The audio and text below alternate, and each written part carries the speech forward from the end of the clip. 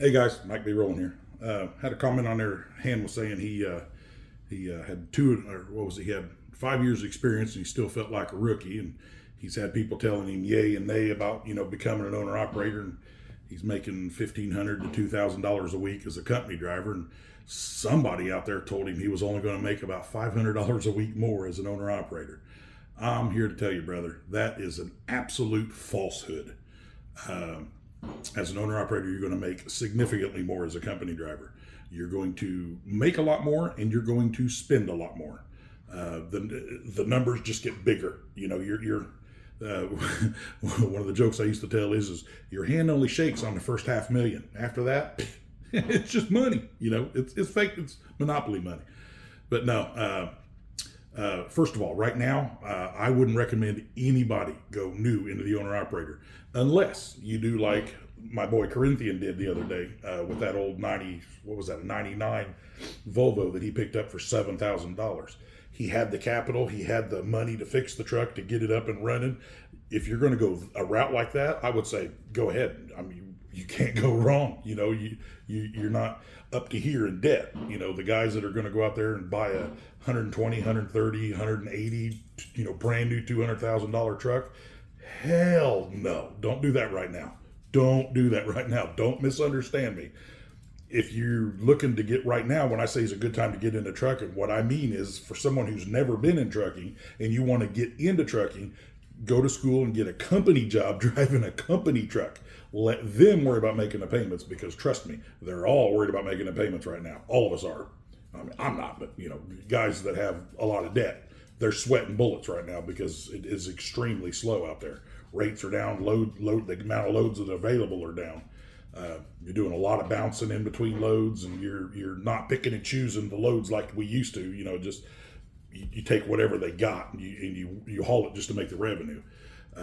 But if you're so like I was started to type out a message to this guy, and I figured out, man, I'm gonna have to write a book, because like I've said, I've never made a long story short, but I've made many a short story long.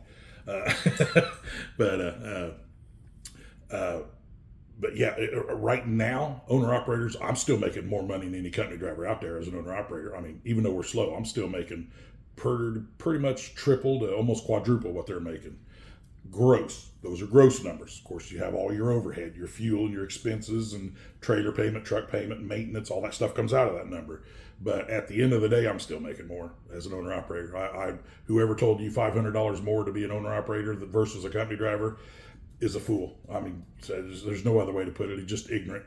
Um, uh, you have a higher.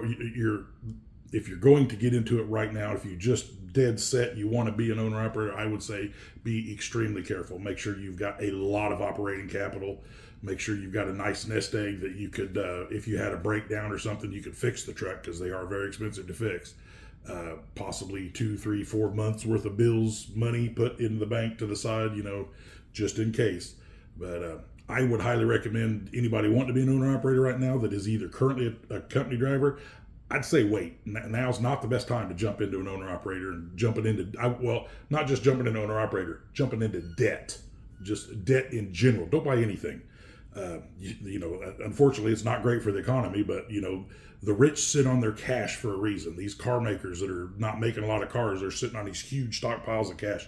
They do that for a reason. When times are uncertain, you don't go into debt. You get out of debt. You save cash, not debt. but it's not going to last too much longer. Like I've said before, the economy is going to do one of two things. It's either going to start getting better and turning up, or it's going to flop, go tits up, and be game over. Be a huge, 2 or 3 month long catastrophe, resetting the entire system, and it could get really ugly. Personally, I think that's where we're headed. I don't think we're going to come back from the debt loads, $34 trillion, and that's just the money they've admitted to. Not even counting all the black money that they're kicking over, and just the whole world is in a real bad position, and I do believe we're headed headlong into a crash. But if it does start getting better, when things do start getting better, and you want to start thinking about becoming an owner operator, hell yes, do it. You will, if you're good with money. I'm not telling, not everybody's cut out to be an owner operator. If you're not the kind of person that can save money, if you're the type of person, I've did a video on this before, I call it getting redneck rich. If you're the kind of person that makes a little bit of extra money because they're an owner operator, so they go out and buy a brand new car and a brand new this, brand new that, now they're in debt up to their eyeballs. What happens? Cyclical economy slows down, and those are the ones that are out there whining that they can't make any money in trucking, and trucking's terrible, it's horrible. It's because they're in debt up to here. You got to live below your means. Get you a truck, buy you a cheap truck. I didn't start out with a brand new truck. I've never bought a brand new truck in 30 years of truck driving. 25 as an owner operator. Well, I guess so. Yeah, 25 as an owner operator. Yeah, my boys won then. But yeah, just older equipment, man. Cheaper. Keep your overhead low. Keep your debt low. Right now, just tighten the belts and haul them loads, man. Keep your head down. Keep your mental attitude positive, and get her done.